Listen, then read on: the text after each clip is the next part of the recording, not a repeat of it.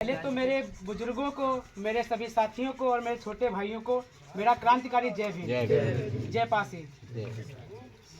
जैसा कि साथियों हम लोग जानते हैं कि पहले हमारे राजाओं को, हमारे जो पराक्रमी राजा हुआ करते थे वो इस भारत देश में, इस अवध क्षेत्र में राज करते थे।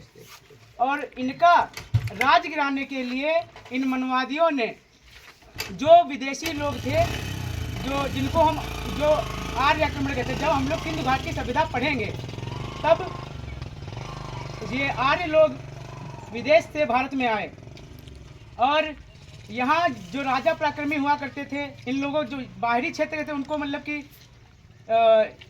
बिल्कुल अपने क्षेत्र से निष्कासित कर रहे थे।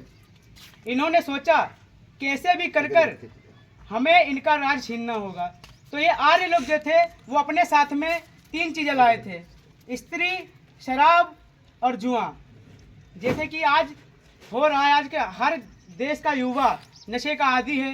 वो ड्रीम 11 अन्य भी जगह जुआ खेलता है और सभी लोग स्त्रियों में लिप्त रहते हैं, और शराब का भी बहुत आदी है।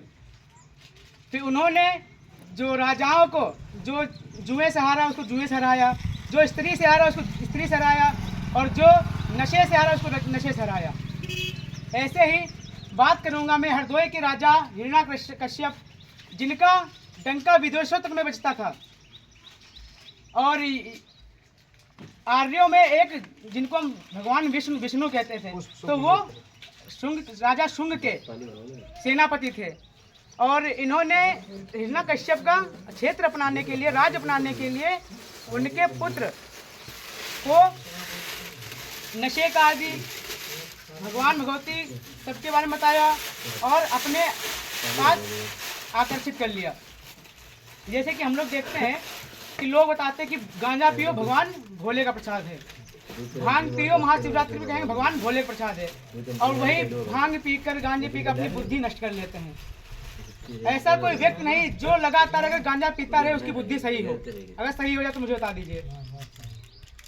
वो कभी सही बात नहीं करेगा, बस जय भोले का नाम लेगा, चिलम सुलगा देते हैं। तो उन्होंने जब यह बात हिरण्यकश्यप की बहन होलिका को पता चली, तो जो होलिका थी वो भी हिरण्यकश्यप के साथ युद्ध में जाया करती थी। वो बहुत वीर पराक्रमी महिला थी। वो युद्ध में जाया गए तो उन्होंने कहा कि प्रहलाद ऐसा ऐसा कर रहे हैं, अब कोई भी हो, अभी हम ही गलत करें तो हमारी बुआ भी हमको समझाने आएंगी कि बेटा अमन, यह सब गलत कर रहे हो, तुम नशे का आदी हो रहे हो, बर्बाद हो जाओगे। तो ऐसे ही होलिका प्रहलाद को समझाने के लिए आई थी, और वे जब रात में उनको समझाने के लिए गई, और जो प्रहलाद थे, इनको सभी जो आर्य के नायक जो भी होंगे लोग थे, उन्होंने घेर रखा था, नशे में थे, और जो प्रहलाद थे वो भी नशे में थे, भक्ति में अपनी चूर होंगे। तो इन लोगों ने, विष्णु और इनके अन्य साथियों ने इनको पकड़ा, इनके साथ दुराचार किया और इनको वहीं पर आग लगा दी। और बताया, आगे चलकर उन्होंने बताया कि ये महिला भक्त प्रहलाद को समझाने के लिए आई थी और उनको खत्म करने के लिए आई थी। इनके पास एक चादर होती थी जिससे वो आग में भी बैठ सकती है और जलेंगे नहीं, और वो चादर हटकर भक्त प्रहलाद पर आ गई, भक्त प्रहलाद बच गए और होलिका मर गई। ऐसा सबको बताया जाता है। लेकिन साथियों ऐसा कुछ भी नहीं है। अगर हम लोग नशे में हो जाते हैं, नालियों में पड़े रहते, कोई देखता है? कोई नहीं देखता है। और सुबह उठते रात की बात हम भूल जाते।